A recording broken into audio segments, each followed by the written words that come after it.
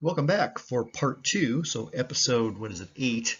And in episode 7, of course, we looked in detail at the two different morphs of Lampsilis silicoidea, and now we're going to tackle the other species that are found at Crooked Lake and introduce the keys to tell them apart. Lampsilis fasciola is the rarest of the mussels at Crooked Lake. It's a relative of Lampsilis silicoidea. They're in the same genus. And my apologies for the poor condition of the interior of this specimen. Partially that just reflects the fact that this is a pretty rare species out here. And so it's unlikely one is going to run across a fresh dead specimen that's in really good shape. So this is about as good as I can do with what I have right now. So I'll highlight some differences here between fasciola and silicoidea. One being the pseudocardinal teeth are pretty well developed in this species. So there's two pretty visible right there, nice big pseudocardinal teeth. Also, the lateral teeth are pretty thick and robust compared to silicoidea. So another difference is the overall shape of this critter. In profile compared to silicoidea, its shell height compared to shell length is pretty big ratio. So I'm going to call that, it falls into the oblong category. And unlike silicoidea, that ventral margin in fasciola is convex. So it's pretty curvy down here, certainly not concave. So Pyganodon grandis is our next species here, and if you're fortunate enough to be able to look on the inside, if you're looking at a fresh dead specimen, just the shell, you have access, of course, to these top four features, and one of those features that's distinctly different from the previous two species is that there's really not any pseudocardinal teeth to speak of posterior to the umbo, and if there is one, it's really small. Now, also the lateral teeth, well, there aren't any. There might be, you might think, well, there's kind of one there, but it's really just a thick edge to that dorsal area right there. So we're going to say no lateral teeth, just maybe a little bit of a thickening. Another big difference between Lampsilis shells and Pyganodon grandis shells is just how thin the Pyganodon grandis shells are. And you get a sense for that when you look up here at this this top image. There's a crack right there. And I'm pretty careful when I handle these guys. That crack is just from it sitting in the drawer and the humidity and the temperature changes and stuff in the room, which you'd never see that with silicoidea. And you can put a finger on either side of the shell, put a thumb here and a finger on the other side. When you're holding one of these guys, you can really tell how thin they are. Almost paper thin, maybe 5 or 6 layers of paper thick, if you want to put it in those terms. Another big difference between Pyganodon grandis and Lampsilis silicoidea is this ventral margin. So we saw in silicoidea that it's either straight or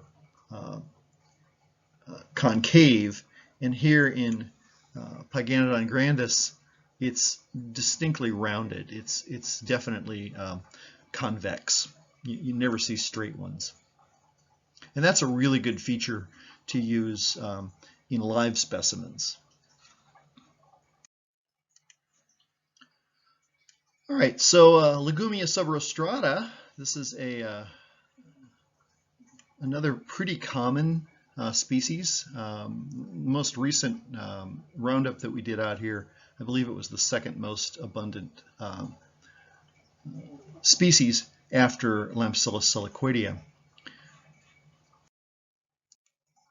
It has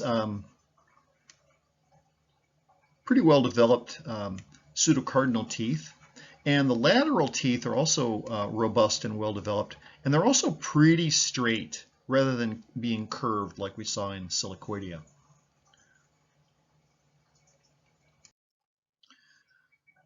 On the exterior, the presence of this really prominent posterior dorsal ridge, to me, just screams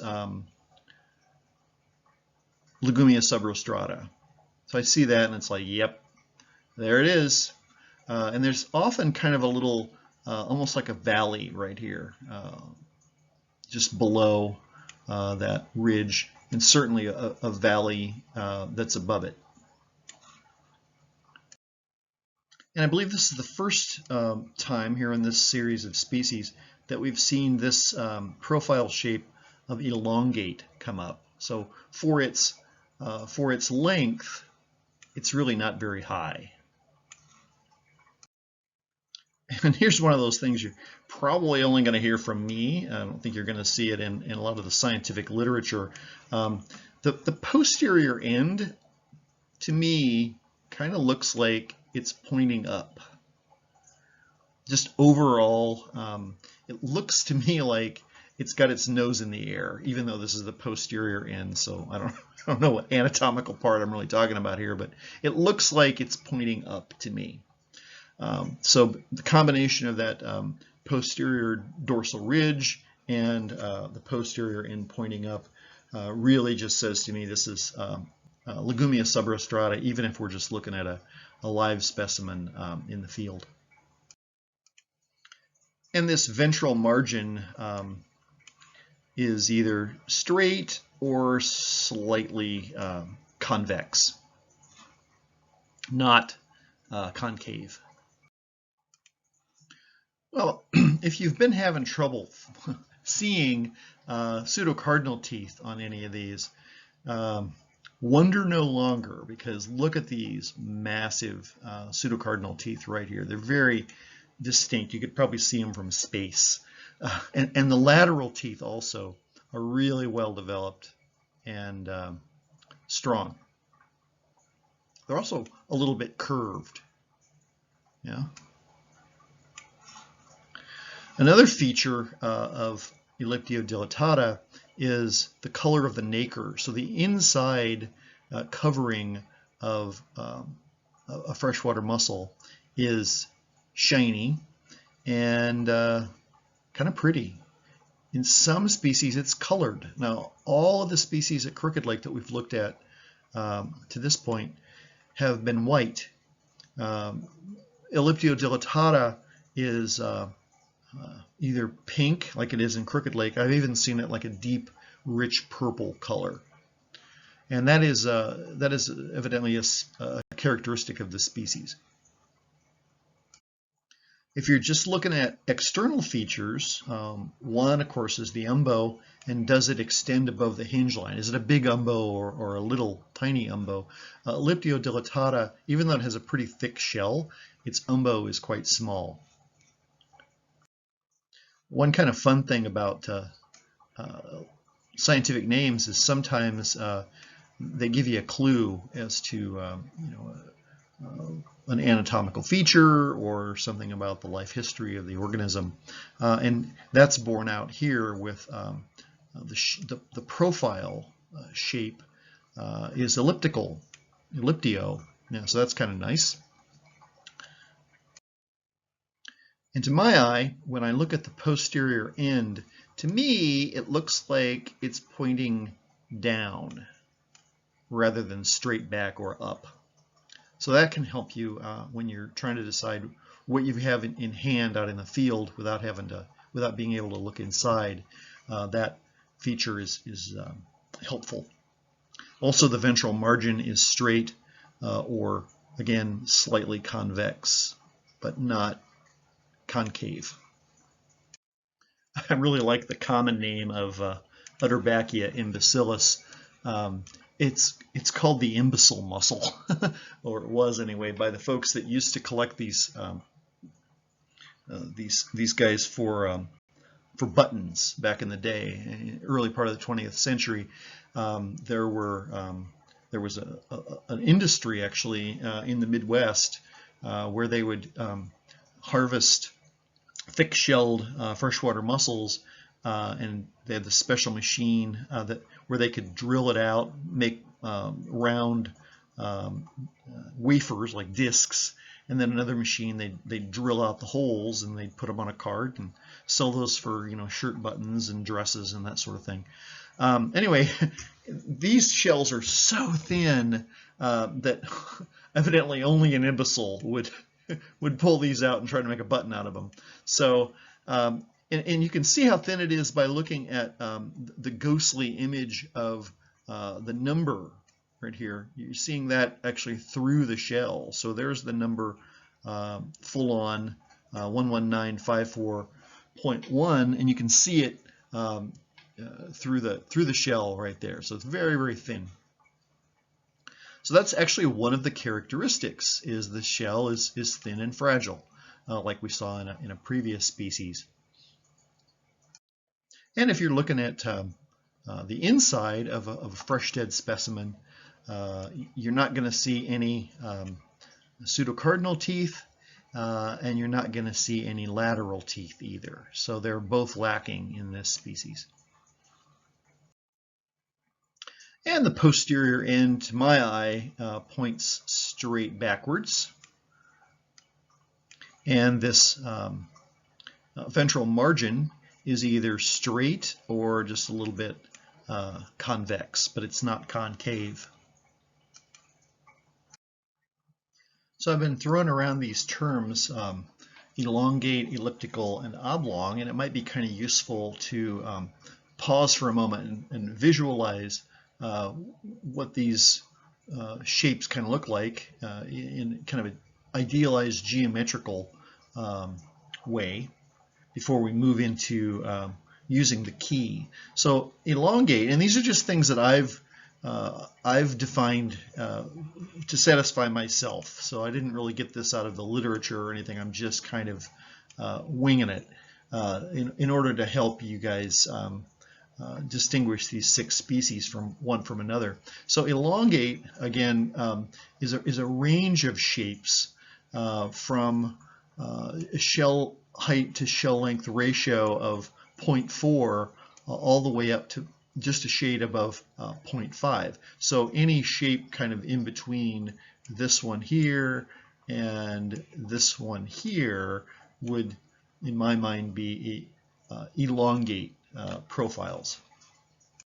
And elliptical picks up where elongate left off, so about a little over 0.5 shell height to shell length, all the way up to 0.6. And then oblong, again, kind of picks up again where the other one left off, 0.64 on up to something approaching circular. So that's my range for oblong. So with that information in our back pocket, we can proceed. And I have, for your listening pleasure, I have 2 keys to talk about. And these are practical keys. These are in no way intended to reflect relatedness. In the last few decades, cladistics has become quite the thing in biology, and I'm all for it. It's a great thing to try to put the tree of life into an evolutionary context so that whatever structures that we come up with intellectually try to match descent and relatedness from an evolutionary perspective. That's not what this is. This is a tool for us to use in the field in a practical way to distinguish the 6 species that we see here at Crooked Lake. This is not my first rodeo. I've done this before. I had another draft that I developed back in 2017, and this one is an updated version of that key that I developed back then. All right, so let's work on the first key first, and this one is intended for use with empty shells. So this is something you can carry with you into the museum, or if you happen to run across an empty shell on the lakeshore, you'd be able to have access not only to the exterior features, but you could also look at things like the pseudocardinal teeth and the nacre and all that other jazz. So this one is going to focus on that or those features.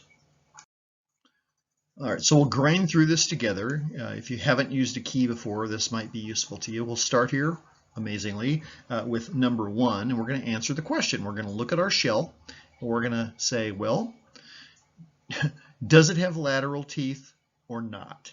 Okay, and what about the shell strength? So these two kind of go together.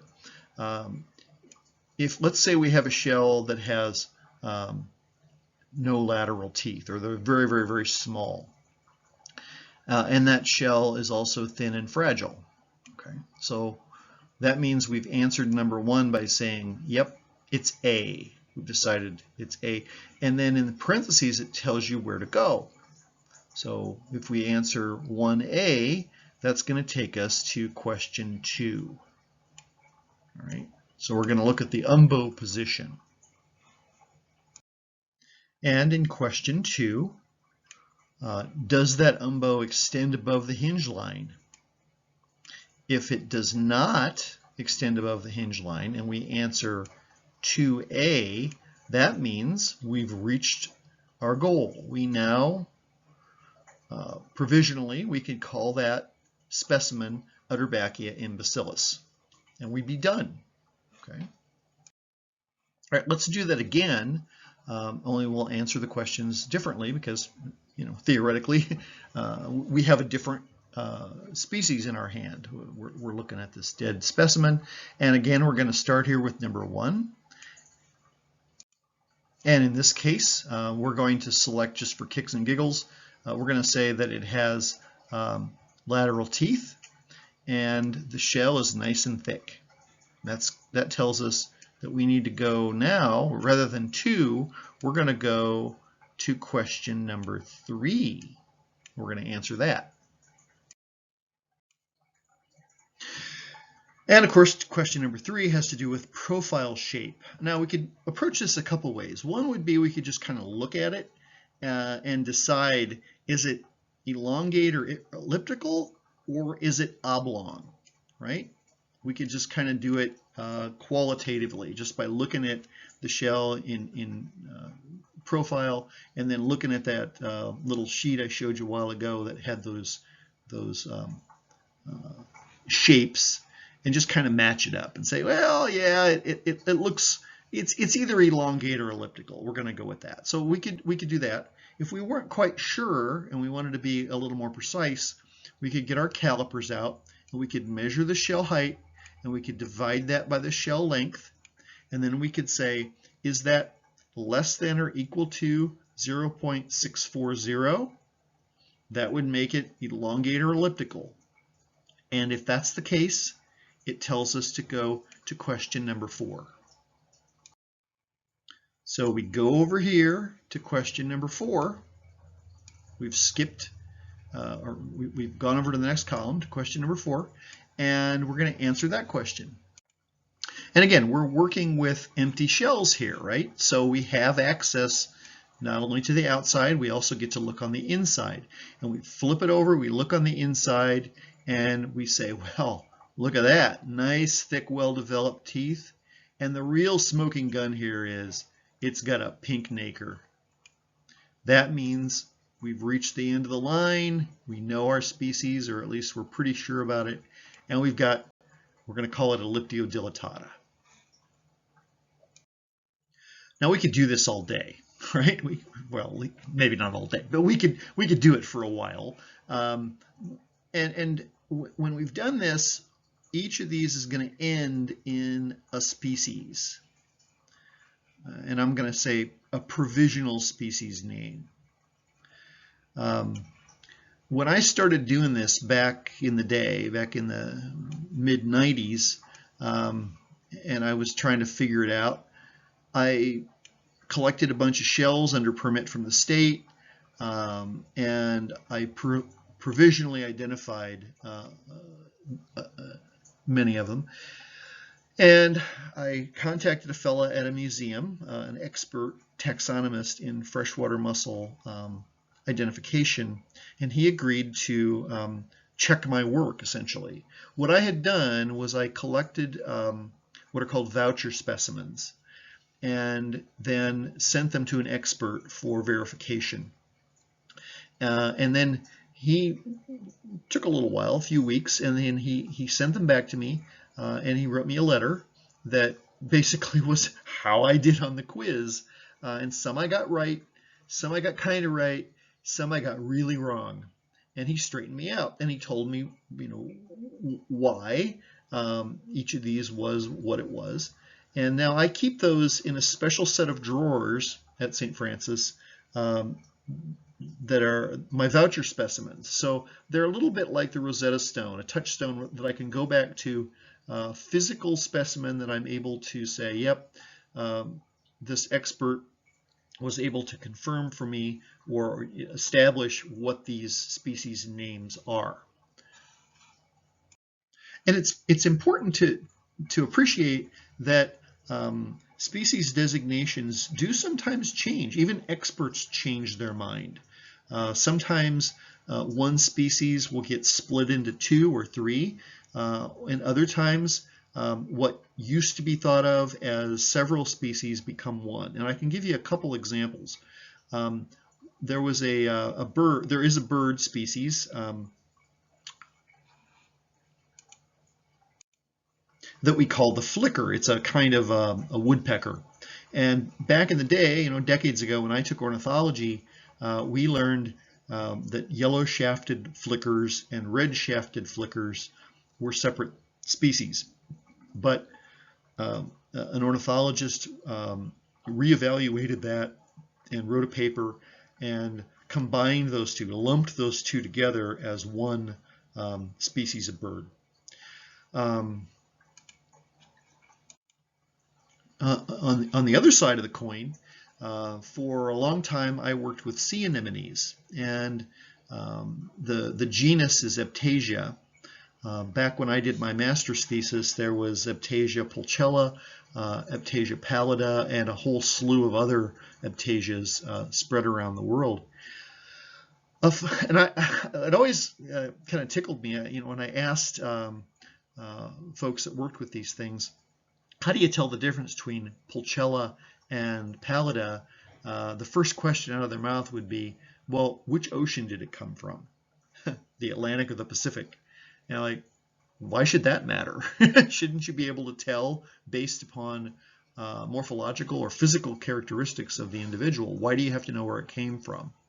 And it turns out that they've done the molecular biology on these things now, and a group has determined that all of the Eptasias should be in one genus. I think they call it X-Eptasia, and there's only one species worldwide.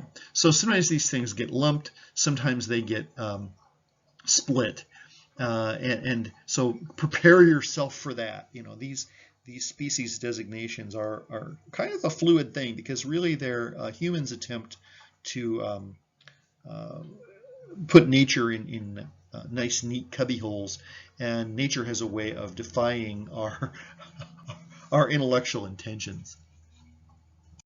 Well, this has turned out to be a pretty long video already. You guys, if there's anybody out there that's stuck with me this long, good for you. Congratulations. Thank you very much. Take a bow. This last slide is, and this is it. Like, we've got to references are coming up and a couple little ending slides, but basically this is the last bit of meat that I'm going to serve up in this meal. This is the practical key for the live specimen. So it doesn't depend whatsoever on what's going on inside as far as nacre and lateral teeth and pseudocardinal teeth and all of that jazz. These are all questions that a person would be able to answer in the field in the heat of the moment when we're trying to figure out who we have in hand when we're standing hip deep in the lake. And I'll provide this or a version of this hard copy together with the data sheets that we fill out when we go do the mussel roundups, so that workers, collaborators that are out there helping me have a reference that they're able to use in order to determine which species they have in hand. And it works the same way. It's a series of questions that you answer just like we did with the one intended for empty shells. Okay. Well, once again, thank you for squandering another perfectly good bit of time with me by watching this episode.